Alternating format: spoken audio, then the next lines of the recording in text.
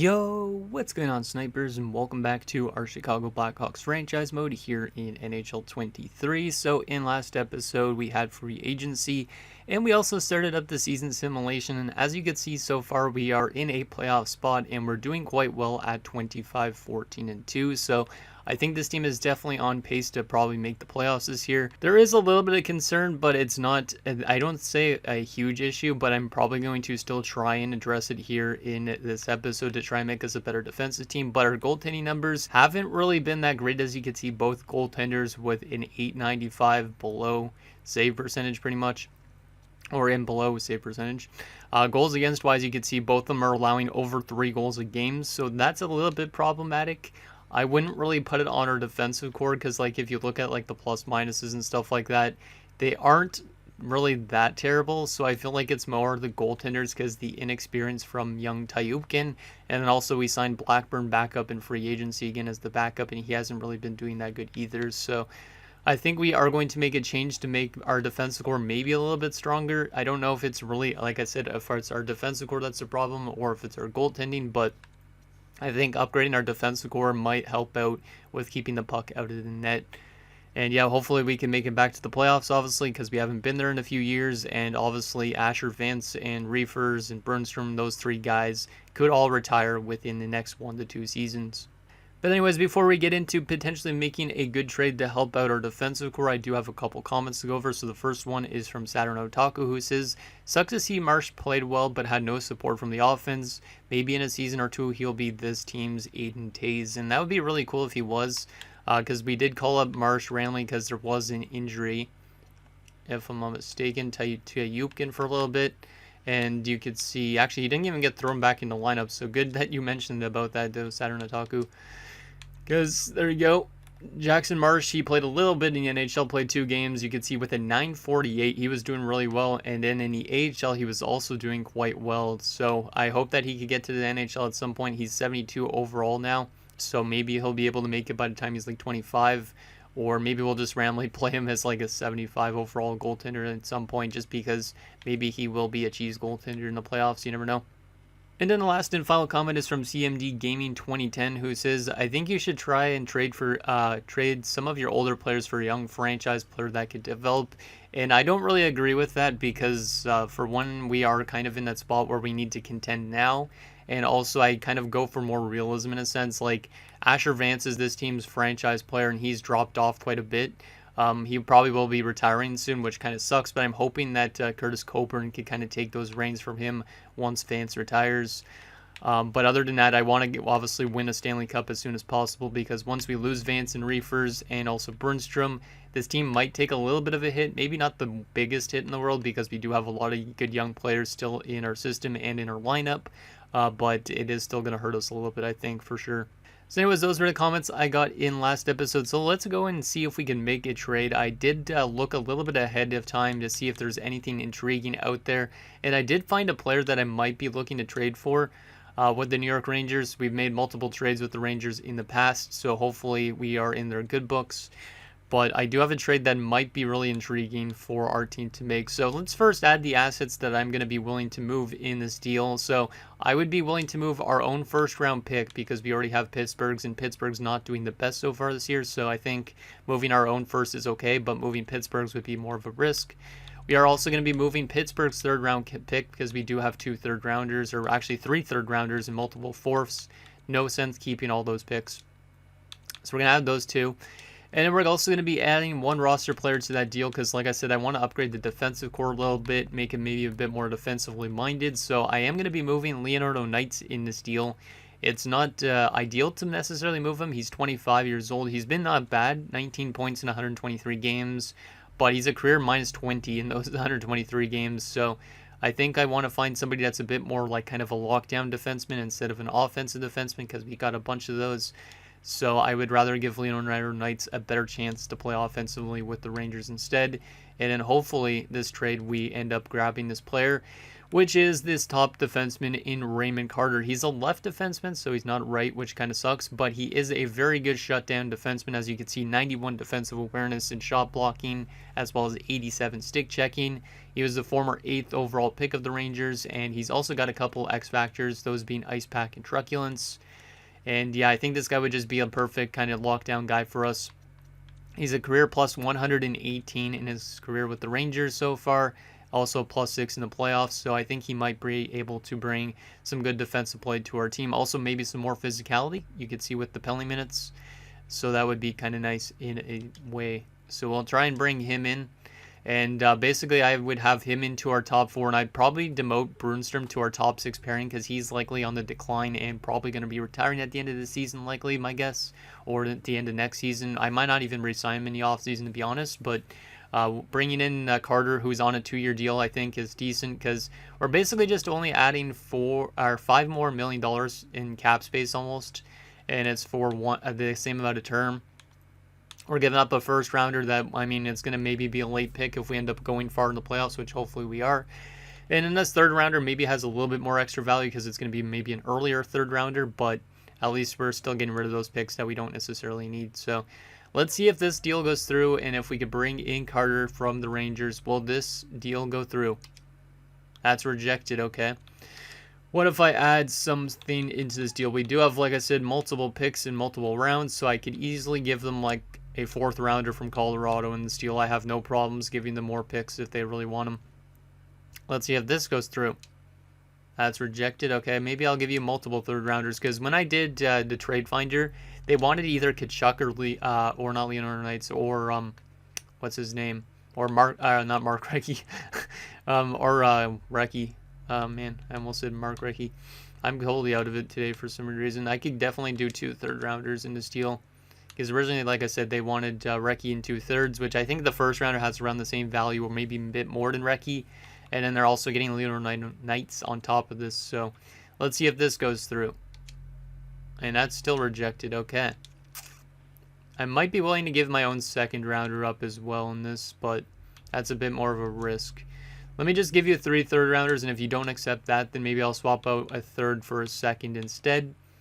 Whatever it takes, because we need to win a Stanley Cup now. And I don't want to end up like losing in like the 1st round, and then Asher Vance retires within 2 seasons, you know. Will this go through? That's accepted. So a lot of assets moving to the Rangers, but we do get ourselves a very nice defenseman. And that helps upgrade our top 4 quite a bit. I don't know why Carter got sent down to the AHL. Kind of dumb, but whatever. But yeah, that helps lock down our defensive core quite a bit, I think, and makes it quite strong for these next 2 years. So that's why I like that addition quite a bit of Carter. Oh, -3. That better not be the case. I might have to make some line adjustments after that. Let me go to edit lines and see if that's actually a -3. It's not a -3. See, that's why you never trust the game. So yeah, we'll have him on the left side, I think. Or wait. We'll have Kalpinen on the right side because he's more offensively driven. And then, yeah, Brunstrom and Hutton. I know Brunstrom might complain about ice time, but he's getting power play time, so it should be okay. But you can see that definitely makes our top 4 much, much stronger. Probably the strongest it's been in quite a number of years. But, yeah, really happy with this ad because it's a good shutdown defenseman, and we also get 1 extra year of Raymond Carter. It's not just this season, so I like that. And our team is pretty much ready to go, I think, for the rest of the season. I don't think there's any other moves I really want to make. There's also guys in the AHL that are getting close to the NHL territories, so those guys might be able to get in next season too. So that's the only trade we're going to make. Let me actually go to edit lines for a second and also go to the penalty kill, because our penalty kill was struggling, I think, if I remember right. So I am going to throw Burnstrom to the top 6 thing again, and I'm going to throw Carter on here because I need Carter to help be a lockdown defenseman kind of for this team, because I want this team to be a bit better defensively, and I think bringing in Carter is going to help us out quite a bit. So having him on like these PK units will definitely maybe trend this team in the right direction. You never really know. Maybe he's not going to work well with this coach, but got to have a little hope sometimes, you know. So there we go. There's a lot of minuses on that PK, but I don't really care. Let's see if Carter and Kaupinen could be a really good defensive pairing. And once again, Carter's stats with the Rangers at the end of this part of the season: 14 points in 38 games and a -5. How will he do with us? How will he do with us? Hopefully at least really good in terms of plus minus. I don't really expect him to add a lot of offensive punch to this team, but hopefully he could just be that shutdown kind of guy that we kind of need. Like, I might have to put him with Jokela at some point because maybe he'll work really well with him instead. Let's go to the end of this month and see how we do. Likely, since I just upgraded our team, we're going to do terribly, but you never know. 5-1 loss to the Flames. See, that's exactly what I mean. We're just going to get much worse because of the fact that I made our team much better. Ew, that's not good. Zubers has been injured with an MCL sprain. Let's go replace player. But that's not ideal. And now Hutton's been injured. Let's just go replace player. That's not great that we're getting 2 injuries to start this episode. There's 3 straight wins, and now we're 30-17-2. Pretty solid. Let's keep it flowing. Flowing all the way to the 22nd. Hutton is back. That's good because we don't want our defenders being injured too long term. So there you go, Emiliano Hutton's back. Pretty much every single defenseman on our team is listed as a top 4, so I hope that we're getting the ice time kind of distributed kind of evenly, because I don't want guys complaining about not getting enough playing time, because that would kind of suck. Yeah, we're still, like, we're losing games, but we're still winning games too. We're not obviously doing the best this season, but obviously it's much better than last year. Martins has been injured, so let's go replace player on that front. See, like, we had a 3-game losing streak. I bet you this trade is just going to make our team simulate quite a bit worse, but then when it comes to playoff time, maybe it'll improve us. But for some reason, always when you make your team good, they just all of a sudden completely shit the bed, so no idea why. I still don't really trust our goaltending situation, but that's what the defensive upgrade was for, was to hopefully give us a better chance. Zubers was 4th line, I think, right? Yeah, I think he was 4th line. Yeah, I think Martins was the 3rd liner. Maybe not. Hard to remember. And now, of course, he's back. Yeah, I hope this team does much better as the season goes on. Obviously, we do still have a lot of weakness in a sense because Coburn technically isn't really a 2nd liner, but I'm hoping that he just gets growth and plays really well. No, thank you. I'm not trying to make a trade with Tkachuk involved. Wow, we were doing terribly in the last little while. We've lost 6 of our last 7 games, and we're 33-25-2, and we're in a wild card spot almost. Like, the wild card spot has 62 points. We have 68, so we kind of slid quite a bit there, which is not great. Brossoit is way over point per game still, so that top line's still doing well. But I do really not like that slide. Let's take an updated look at Carter and see if he's playing well with Kaupinen. Yep, he's a +7 through 19 games. Despite us losing a bunch, he has been really good shutdown-wise. That's exactly what I wanted. Exactly what I wanted. A nice shutdown defenseman. Has it been the goaltending still? Yeah, the goaltending's getting worse somehow. So I don't think it's our defensive core that's the problem. I think it's the goaltending. Like, hopefully it finds itself in the playoffs a bit, but, like, Tyupkin's got an 892 and Blackburn's got an 889.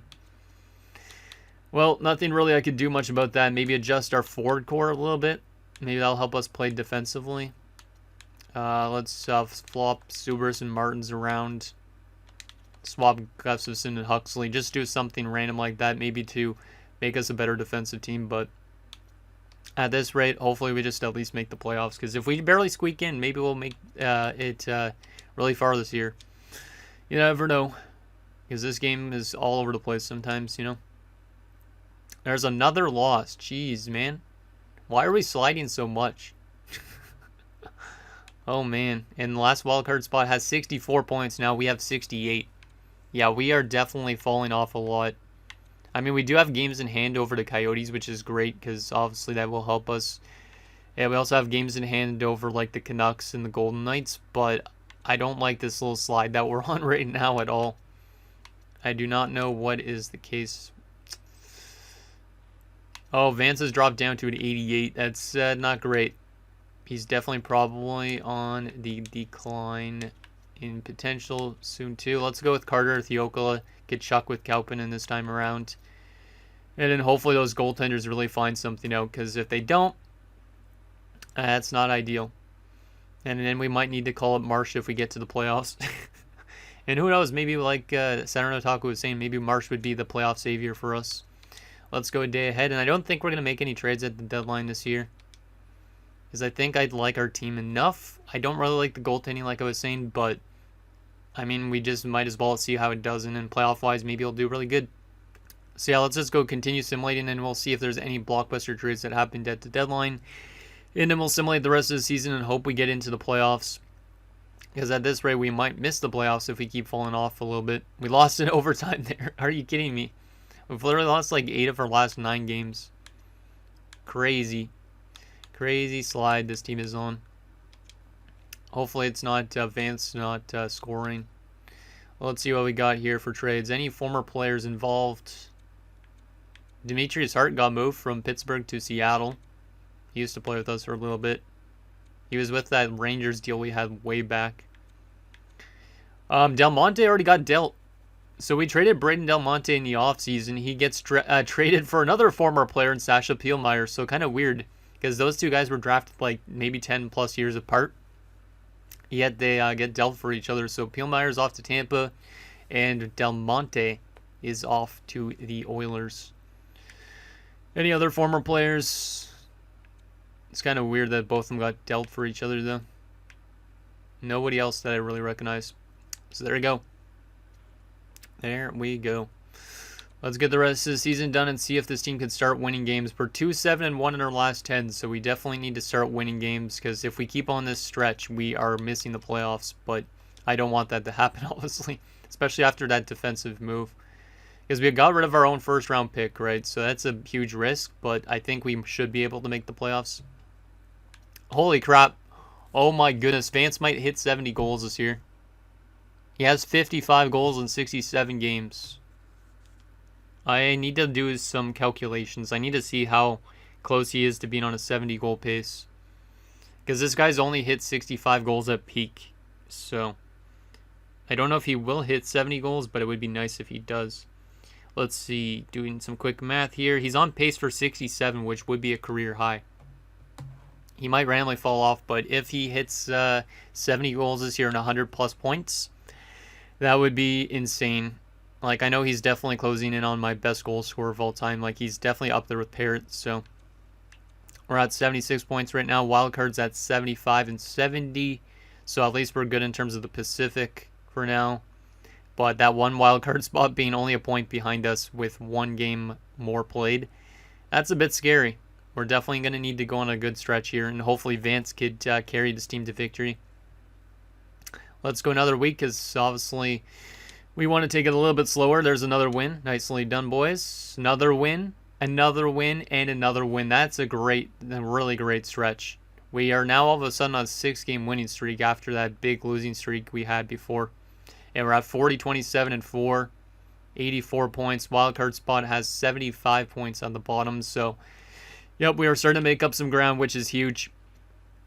Vance is now at 59 goals, so I don't think he's going to hit 70 goals, unfortunately, but he will likely have he'll have a 60-goal season regardless, unless he gets injured the next game, but he's got 11 games left. It is possible for him to hit 70. Will he hit 70? I don't think he will, but honestly, I wouldn't be surprised if he does, because this guy's just a machine in the second half. We know this. Let's go another 3 games. 5-3 win, that's a good offensive game. We lose 3-2 and then win 4-2. We're at 88 points now. Wildcard's at 78, so we are definitely close to clinching a playoff spot. Vance has hit 61 goals now, and he is only 9 goals away with 8 games left. Will he hit a 70-goal season? I've never had a 70-goal scorer, I'm pretty sure, in franchise mode, so it would be really great for him to hit that, but I mean, if he hits 100 points, I'll be fine with that too, so he is obviously showing us that he has maybe not a lot of time left in his career, which is unfortunate, but he has been a monster for us. Let's go 2 more games. 5-1 loss, 3-2 loss. That's not ideal. Not ideal. He's up to 62 goals, so yeah, I don't think he's going to hit 70 goals. Unless he gets 8 goals in the last 6 games, which is still doable, but I don't think it's going to happen. I do not think it's going to happen. But as long as we get that playoff spot, that's all I care about. I think that's all Vance probably cares about too. He cares about the team making the playoffs and not his own personal stats. Next 2 games, 2-1 win, so a defensive game and a 4-2 win. So we have clinched a playoff spot with 92 points. Let's go. We are making it back to the postseason. The question is, how long are we going to be a playoff team for? And now Brossoit's leading the team in points with 92 points. So that's kind of weird that Vance is not leading the team in points again. But Brossoit has been a really solid addition to this team. And some of you guys thought I overpaid on him, huh? Not so much here anymore. Even though Brossoit's dropping off, he's still producing likely really well. So we've clinched a playoff spot. We have 4 games left. I don't know how much goals Asher Vance is on, but let's go a game at a time just because maybe he is still getting close. Let's see. Game against Dallas, 5-2 loss. Oof. Not ideal. No points for Brossoit in that game, so likely no points for Vance. Next game against Vegas, 8-7 loss. Jesus Christ. Excuse my language if you're religious, but man. We lost 8-7 in regulation. Not even a point in that game. Like, it's good we have a playoff spot locked up, and Vance had 2 more goals, so he's up to 64 goals now. And he needs 6 goals in the last 2 games, so he needs 2 hat tricks. He's not going to hit, but he's going to have a career high in goals, it seems like, because I think his career high was like 65, so he should have a career high in goals, likely. Let's see. Oh, Kaupinen's been injured with a concussion. We'll go replace player for now. He should be back for middle of the first round. We win 2-1 in a shootout, so not a great offensive game there. And Vance did score the only goal in that game. So he has tied a career high with 65 goals. He's got 93 points. He needs a 5-goal game for a 70-goal season, but I don't think that's going to happen. But will he break his career high in goals? Will he do it in this last game of the season? And will we clinch the second best team in our division? Which, I mean, is a good spot to finish in. Let's see. Will Vance finish with more than 65 goals in a season? Game against Seattle, 5-2 win. There's a good chance. Let's see. Did he do it? And he did do it. He picked up 2 more goals. He finishes with 67 goals this year, despite dropping off 95 points, and we've made it to the playoffs as well. So a bunch of W's across the board. Let's go, boys. We are back in the postseason, and Vance is still the machine that he's always been. That's really good to see, considering the last 2 seasons he's only had like 40-something goals. So, in terms of the entire league, we finished 8th best in the NHL. The New York Islanders finished first with a 61-win season, so the Islanders were insanely good this year. Goals for per game, we were the 3rd best offensive team behind the Sharks and the Islanders, so I think we fell off a little bit, but that's okay. We were still one of the worst defensive teams in the league, though. So that's probably the goaltending. Hopefully that improves in the postseason a little bit, though. Power play percentage-wise, we are the 2nd best team on the power play, only behind the Islanders, who were crazy good on the power play at 31.9%. PK-wise, we were not very good. We were the 2nd worst team on the penalty kill. So our penalty kill and our defensive play, not good. Offensively, though, great. And there's our home and road record. 5-5 in our last 10 games going into the playoffs. Let's take a look at those numbers now. See who did what. So we know Vance, 67 goals, 95 points, plus 11, 42 penalty minutes. He had 22 power play goals this year. That might be a career high in PPGs, I think. 12 game winners as well. Wow. Vance was on a mission this year. Yeah, that's his highest goal total in quite some time, and I believe he's now tied for the most 50-goal seasons in NHL history. I think we'll definitely check that at the end of this episode. But what a machine he is. He's almost at 900 goals and almost 1,500 points. What does he have for us in store in the playoffs? And will he come back for another year next year? He doesn't have a lot of term left on that contract, but he should be here till he retires, likely. Reefer, 76 points. That's pretty damn good. He's dropped down to an exact top 9. So is this the last season we see of Emil Reefer's, former San Jose Shark we signed in the offseason 1 year, and he's been a mainstay the last like 10 seasons or so. Really good career so far from him. Hopefully he doesn't retire. Burst, 39 points is pretty solid, but a minus 20.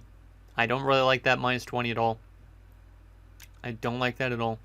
Martin's 27 points is pretty good, but -7. Ziska 23 points, -7. So it seems like the bottom six definitely had problems keeping the puck out of the net. Nothing from Forsberg in 2 games. Left wing wise, Wharton had 71 points. I really like this addition of Wharton. I don't know if I'm going to be able to afford to bring him back in the offseason, no. Because he was demanding a lot of money.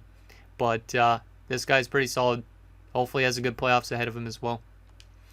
Coburn, 57 points in his rookie season. I like that a lot. 33 goals from the youngster. He has jumped to an 82 now. Will he win the Calder this season is the question. I feel like he should be able to. And also, how will he do in the postseason? Hopefully he does well. Huxley, 26 points, 17 goals. Not bad. Gustafsson, 21 points. Not bad either. Right wing wise, Brossoit had 92 points this year, and I believe he is, once again a pending UFA, but he also might retire. He's been pretty good since we brought him in, like over point per game every year, except for in 2040. So that's really nice. Recchi, 82 points this year. What a year for Recchi. Is this the last year we see of Connor Recchi? Like, that's a massive increase in points. From 46 to 82. I was not expecting that. And he still has 1 more year left on his contract. Zuber's 30 points, -14. Good offensive, not great defensively. And then Corey had only 3 points in 14 games. Defensively, Jokela 66 points this year. That was a big reason why our offense was so good, is Timo Jokela finally stepped up and delivered to that contract we gave him a few years ago. Yeah. From 36 points to 45 to 66. Really like that. Kachuk, 29 points, +15. That's also really good. Raymond Carter was only a +1.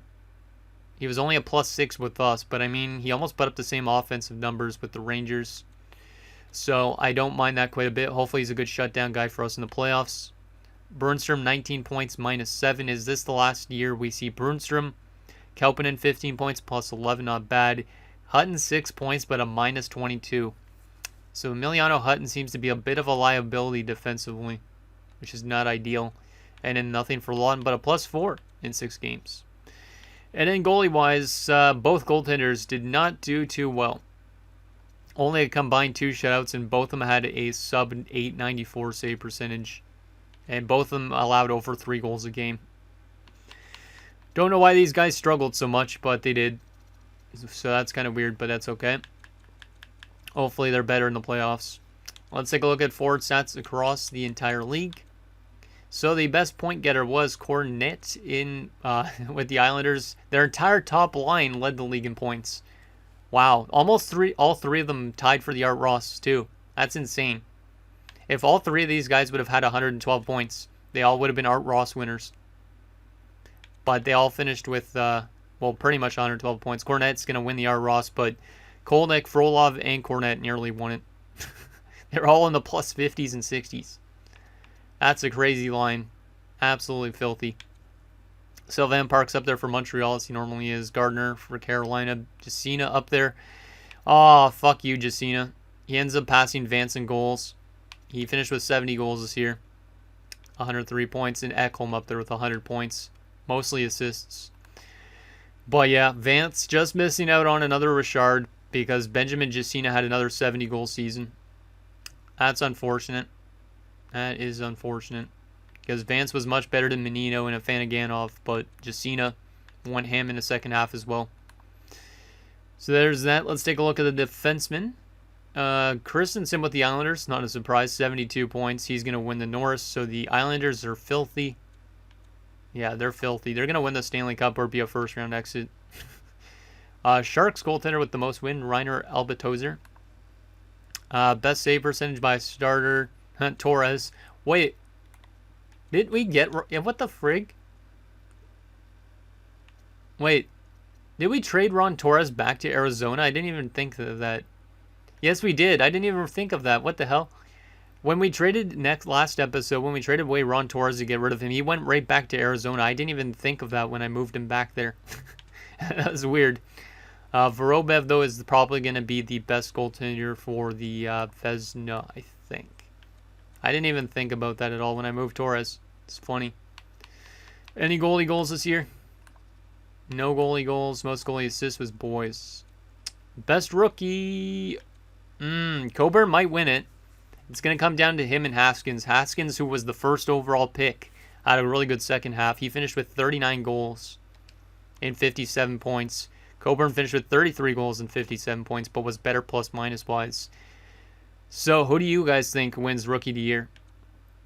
And Gage Rizzi, who we traded away to the Pittsburgh Penguins. Yeah, we traded him away to Pittsburgh. He had a really good rookie season as well. Was not expecting that. 52 points from him. Damn. So there is all that. The question is now, who are we playing in the playoffs? And did Pittsburgh make the playoffs? Because I didn't see that. They did not. They finished with 72 points, which means we have ourselves a very high up pick potentially this year, which is friggin' awesome. Pittsburgh has top 5 lottery odds. We might end up being able to win first overall this year, even though we're a playoff team. I'm sorry that I cheesed you, Pittsburgh, but I had to do it. I had to do it. At least I got Rizzi, who almost won Rookie of the Year, so. That's funny. Okay, so we are going to be taking on Arizona in round 1, which means we're taking on Ron Torres in the first round. I believe he's their backup, though. But we are going to be taking on Arizona, which means Wharton will face his former team. So that's kind of neat. Let's take a look at the standings, just do a little comparison between us first. See who was good at what. So, in terms of us, we were 4th, they were 5th. They only finished 4 points back of us.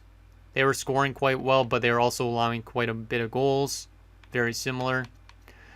They were much worse on the power play, but they were much better on the penalty kill. They had 7 shorthanded goals to our 2 as well, and they're 7-3 in our last 10 games going into the playoffs.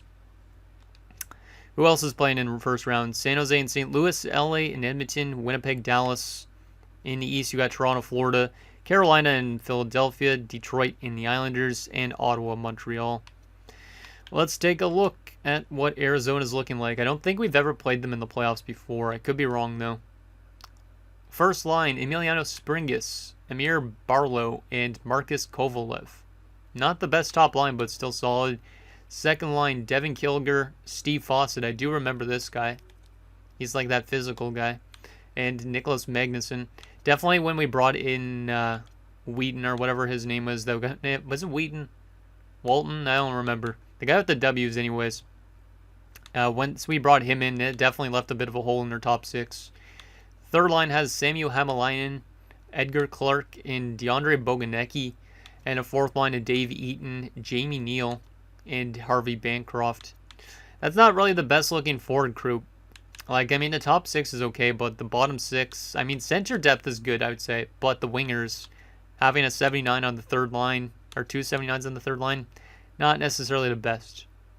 I mean, they technically could have like a 79 on the second line as well. So, definitely wingers are not great. Centers are solid. Defensively, we do got to face some former defensemen, though, because of some trades and signings and stuff. There's first Damon Cameron, but Artem Datsuk, our former pick way back at 10 plus years ago, 16 years ago actually at this point. He had a really good year this year. His career best was 64 points. Wow. Yeah, he's had a pretty solid career since leaving us.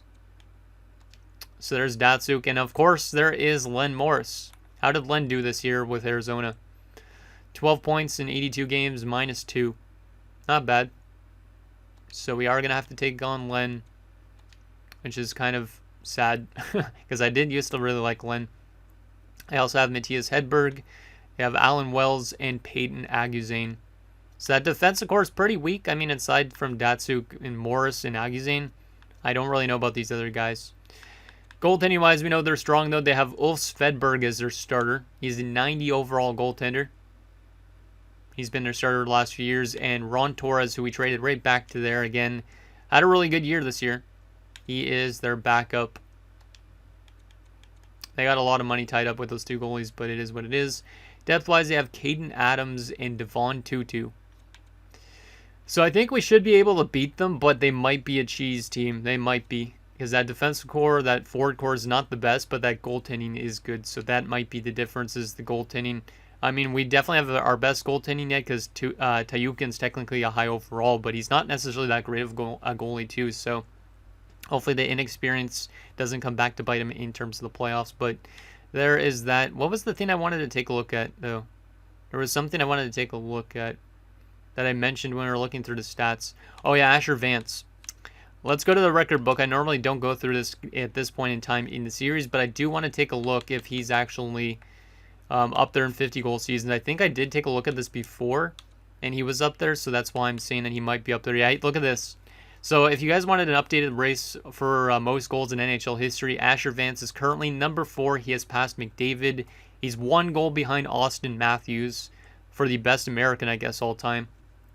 And then Gretzky's within sight. Ovechkin is still far off. So will Vance ever catch Ovechkin? I don't know about that, but I do think he could easily pass. Well, he definitely will pass Gretzky, and he could easily be number 2 behind Ovi. And then in 50-goal seasons, yeah, he's tied for number 1 with Sylvain Parks from Montreal and Alex Ovechkin. That's crazy. So anyways, guys, that's going to do it for this episode of our Chicago Blackhawks franchise mode. So in next episode, we'll take it to round 1 against the Arizona Coyotes as we look to hopefully have some better success in the playoffs than we did a few years ago. And hopefully Asher Vance can continue doing what he did in the regular season and, yeah, get more goals and carry his team to a Stanley Cup win because we haven't had one of those in quite some time. Send anything down below, and I'll see you guys next time.